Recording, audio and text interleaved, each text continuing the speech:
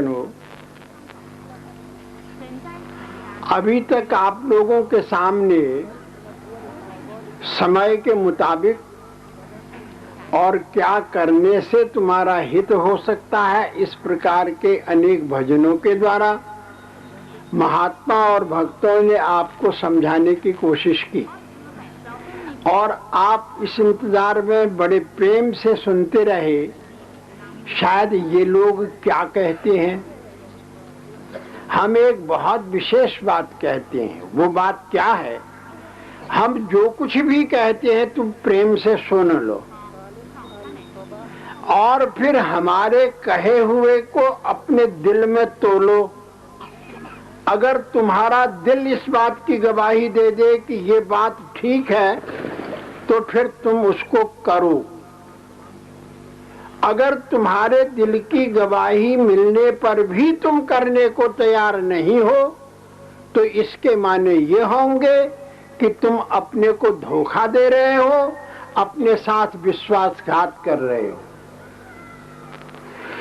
हमारे संपूर्ण शास्त्र और संपूर्ण महात्मा लोग या संपूर्ण मजहब के महान पुरुष सब ने एक ही बात कही कि मानव जीवन जो है वो सत्य की प्राप्ति के लिए है, अखंड सुख की प्राप्ति के लिए है, और जो मानव होकर के इस रास्ते को नहीं अपनाता वो मानव के रूप में ही पशु है। अब हम तुमसे ये नहीं कहते कि तुम संसार के कार्य छोड़ दो। बहुत पुरुषार्थ से, बड़े लगन से तुम संसार का कार्य करो। जितनी भी तुम संसार में तरक्की कर सकते हो वो बहुत अच्छी है, उतनी ही ज्यादा करो, कोई तुम्हें नहीं रोकता, कुछ उसमें हम बाधा नहीं डालते। हाँ, एक बात तुम्हें ये कहते हैं कि ये सारे विश्व का, ये सनातन धर्म वाले या और अनेक प्रकार के धर्म वाले लोग ये कहते हैं कि ईश्वर एक है। नास्तिकों के लिए बात नहीं कर रहे हैं हम।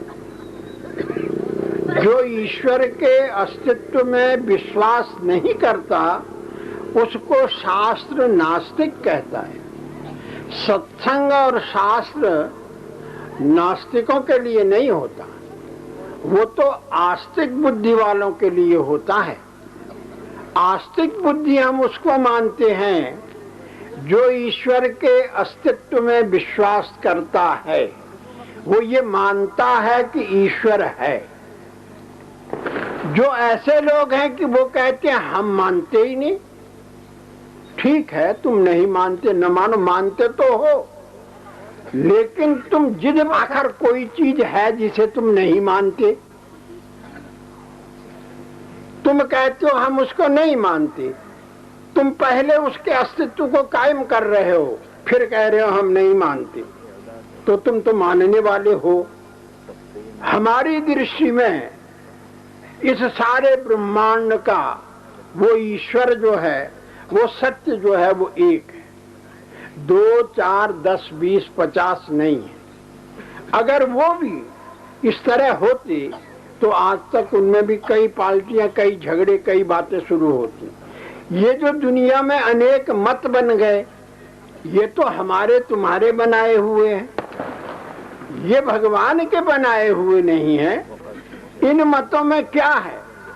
जैसे कि हम लोग, हर सूबे वालों की भाषा अलग है, लिपि अलग है, उनकी लेखनी की बात अलग है, लेकिन शब्द हर सूबे का एक है। उस शब्द को पकड़ने के लिए हर सूबे के लोगों ने अलग अलग भाषा का प्रयोग किया हुआ है, अलग अलग बोली का प्रयोग किया है, लिपि बनाई है, और वो लिपि जो है उसका उच्चारण जो शब्द है वो एक है। मगर वो लिपि इसलिए बनाई गई है, उसके आधार से हम उस निर्गुण शब्द को पकड़ सकते हैं, उस सत्य को पकड़ सकते हैं। इस वास्ते लिपि बनाई गई। हिंदी वाले कहते हैं ओ ऐसा होता है, उर्दू वाले कहते हैं ऐसा होता है, अंग्रेजी वाले कहते हैं ऐसा होता है, बंगाली कहते हैं ऐसा होता है, मद्रासी कहते हैं ऐसा होता है। तो ये उन्होंने अपने संकेत जो बनाए हुए हैं, ये तो सिर्फ अपने जानने के लिए बनाए हुए। दरअसल में वो सत्य जो है वो सारे विश्व का एक। उन हरेक संकेतों के द्वारा हम उसी शब्द को पकड़ते हैं जो हम एक लिपि के द्वारा पकड़ पाते हैं। तो ईश्वर को भी हम लोग उस एक ही के द्वारा बनाए, ये आधुनिक जमाने के लोगों के द्वारा बनाए नहीं। क्योंकि आधुनिक लोग जो होते हैं वो स्वार्थ परायण होकर के अपने स्वार्थ के लिए किसी बात को घड़ा कर दे। और त्रिकालज्ञ ऋषि लोग जो थे, उन्होंने जो बातें कही हैं वो हम सबके हित के लिए कही हैं। उनकी बातें हम सबको मान्य होनी चाहिए। और ये जितने मजहब हैं, इनके जो आदि महापुरुष हुए वो जरूर सत्य थी। हम उन सब महापुरुषों की इज्जत करते हैं, हम किसी महापुरुष के खिलाफ नहीं बोलते। हम उन सब की इज्जत करते हुए हम ये मानते हैं कि उन महापुरुषों ने हमको रास्ता दिखाया है कि तुम इधर से चलो, तुम इधर से चलो, तुम इधर से चलो। क्यों वो अलग अलग रास्ते बताए, इसका कारण क्या हुआ? कारण ये हुआ, जमाने में समय के मुताबिक व्यवहार बदलता गया और उस व्यवहार के बदल जाने से लोग पुरानी बातों को गलत समझते गए और नवी नवी बात अपनाते चले गए। आज भी तुम अपने जमाने में ये देख रहे होगे कि जब नवी चीज का कोई इजाद होता है तो दुनिया उसकी तरफ ज्यादा आकर्षित होती है। और वो नवी पुरानी कुछ नहीं है, सब वो एक, वो जो सत्य के लिए है वो एक ही है।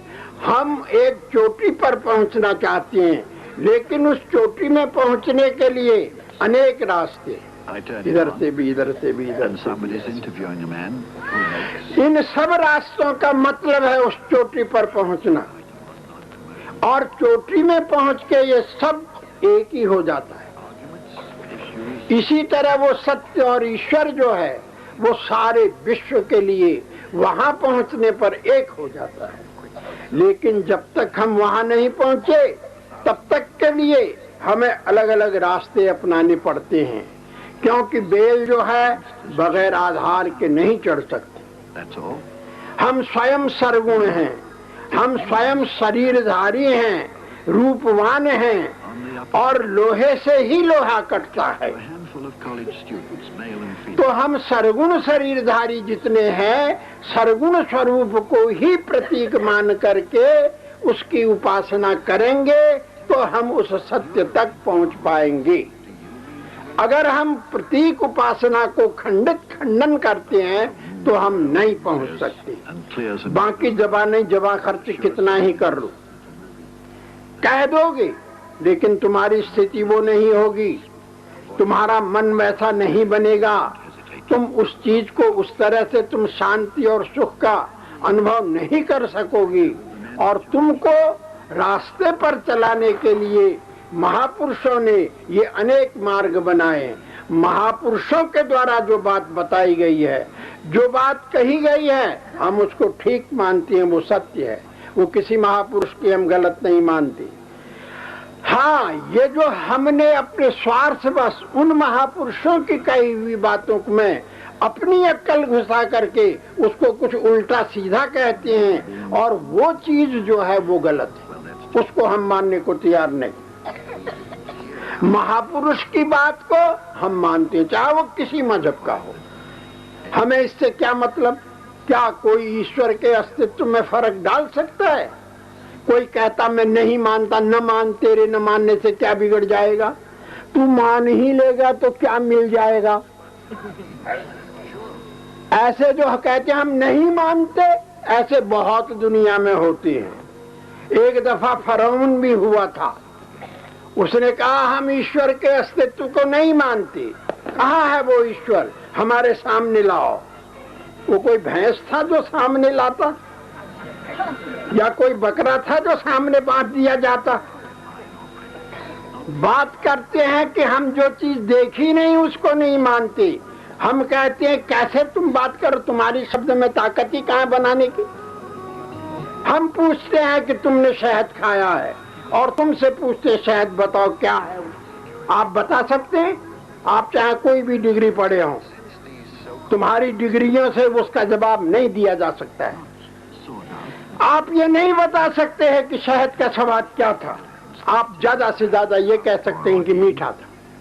मीठी तो हजारों चीजें होती हैं।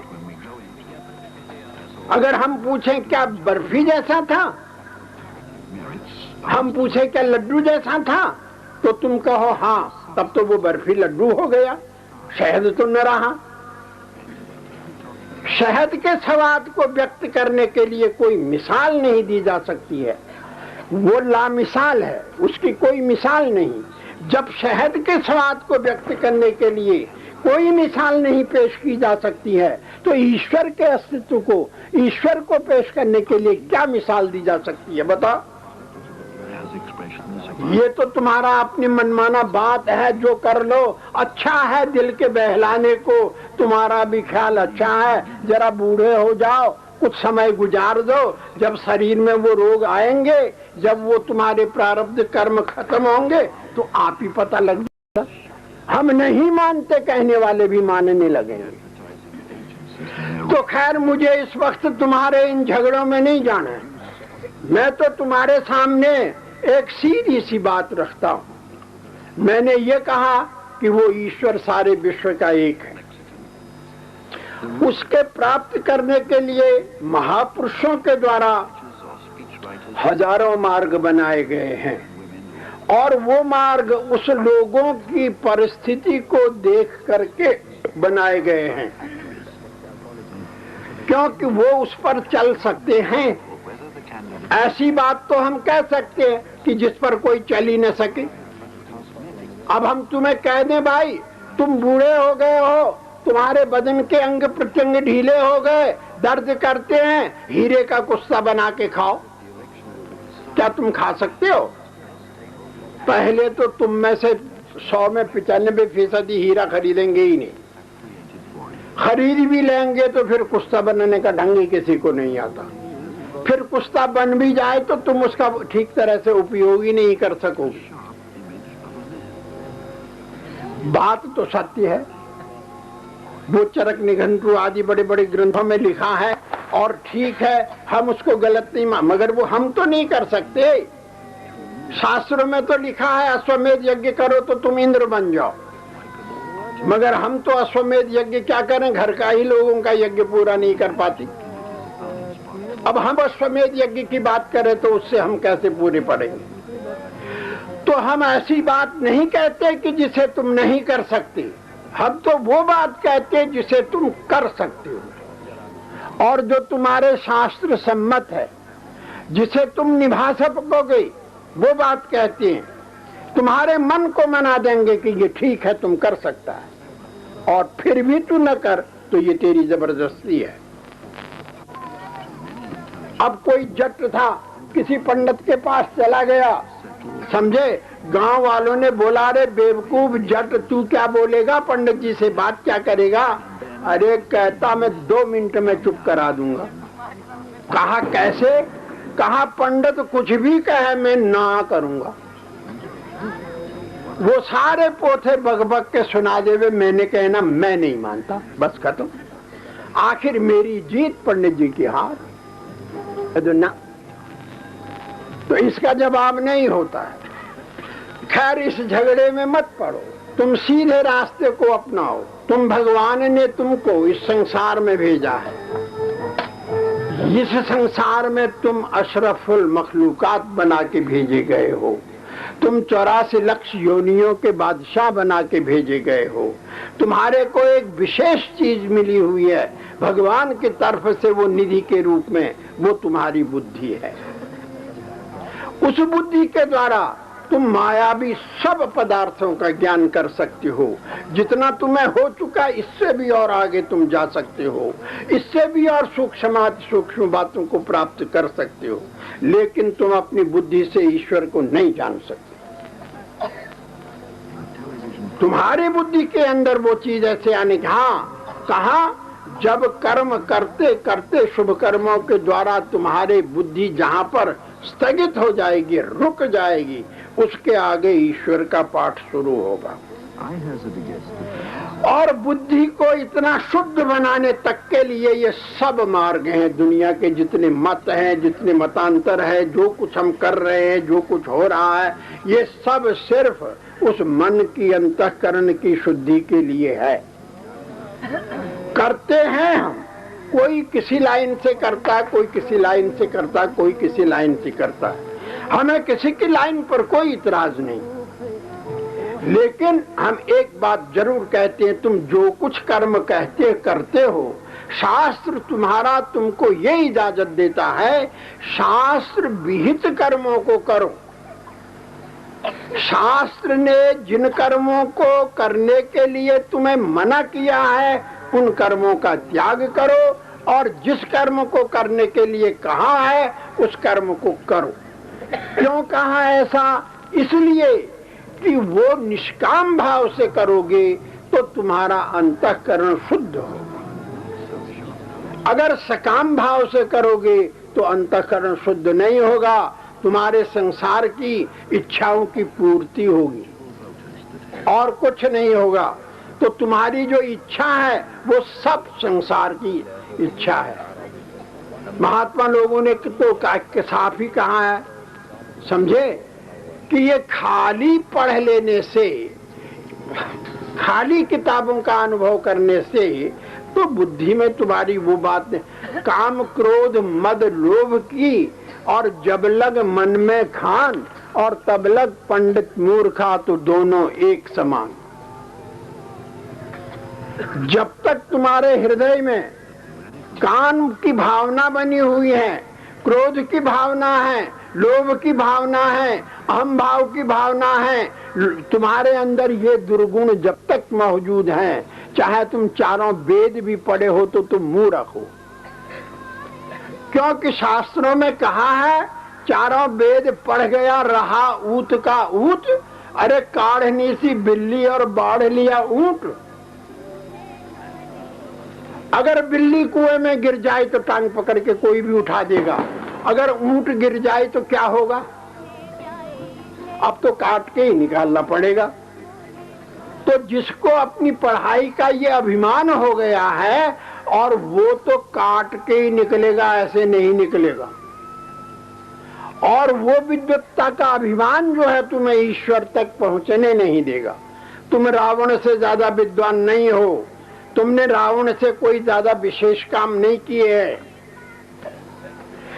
रावण की बुद्धि तमोगुण हो जाने से भगवान के प्रत्यक्ष होते हुए वो भगवान को नहीं समझ सकता है।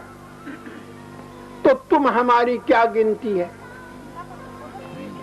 सिर्फ हाँ, हम तर्क के द्वारा एक दूसरे की लाइन को काट सकते हैं,